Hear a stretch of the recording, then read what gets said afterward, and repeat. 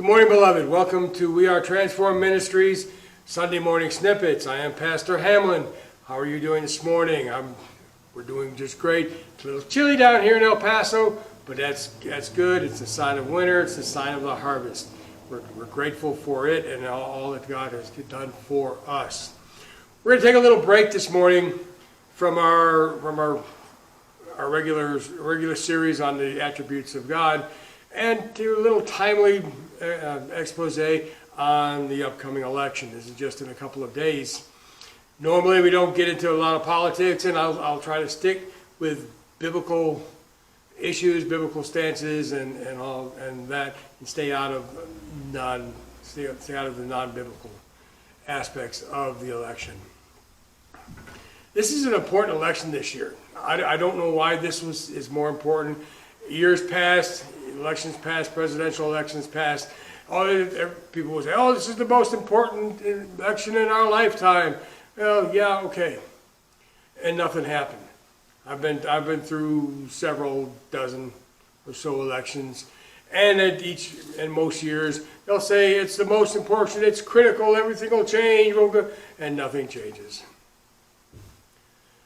I'm concerned this year, based on what I'm seeing and what I'm hearing from the two sides. This is not an American. This is not a Democrat or a Republican issue. This is right and wrong. This is good and evil. From what I'm hearing, one side just doesn't like us. Period. Don't like us being around. Don't like us doing what we're doing. Don't like me being being able to tell you about God. The other side welcomes it. One side, takes the sanctity of life from conception to natural death to heart and means it. The other side says, life is, for a while, life is transient, and then you're born, and then you can go through your life for a while, and when you get to be a burden on people, well, maybe you should consider killing yourself. Life isn't sacred to these people. To us, I'm on the side that I'm on. I'm a conservative. Life is sacred from the point of conception to the point of natural death.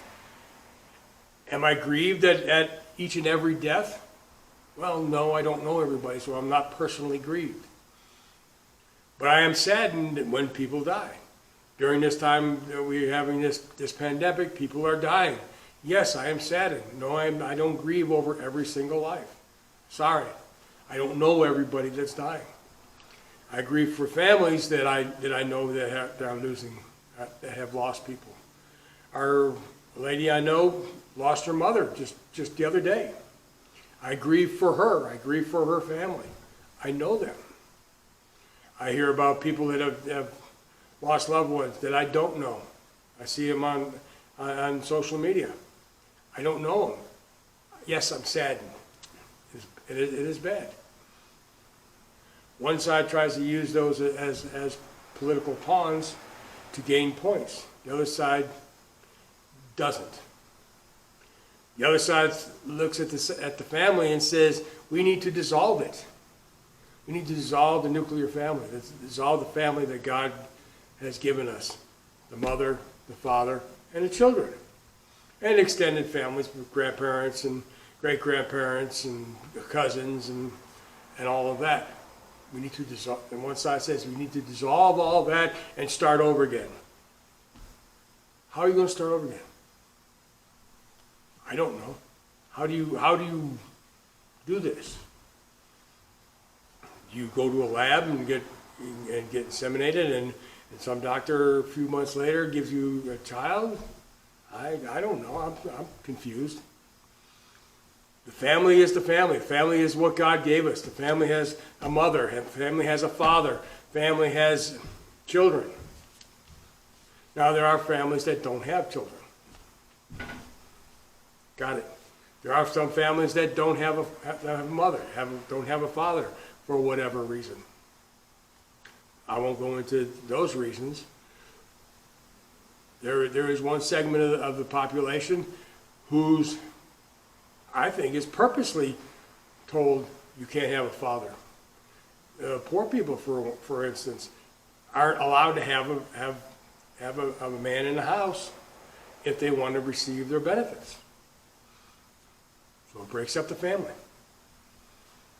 In an effort to do good, bad is being done, and that is being celebrated by one side. So they break up the family. One side breaks up the family, one side wants to keep it together. One side wants to find a way to strengthen the family.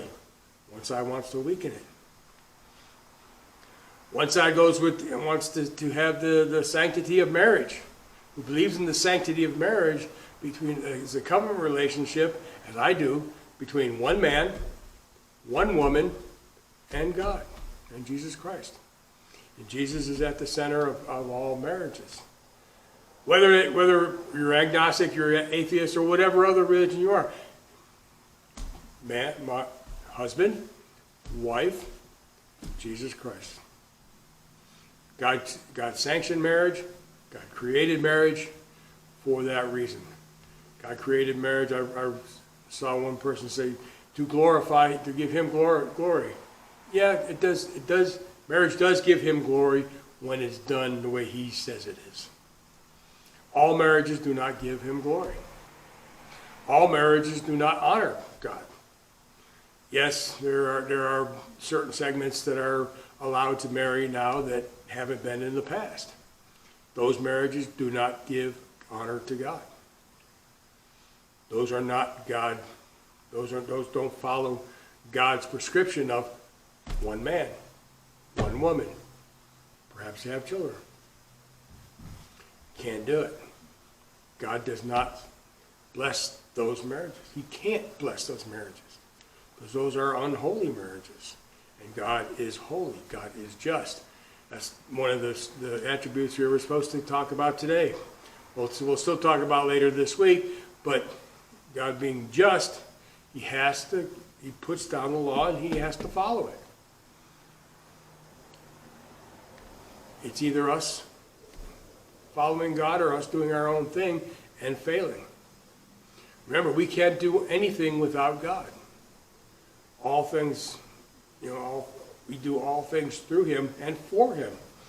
The things we do and we should be doing are supposed to give him honor. I hope this gives you a little bit of insight on, if you haven't already voted, maybe you should think about when you go to vote. You see cliches that vote the Bible. Oh, okay. Vote your conscience. What does God tell you is important? What issues does God tell you are important? I think the biggest three that are the ability to worship, the family, and marriage. Life, actually. Life in and of itself.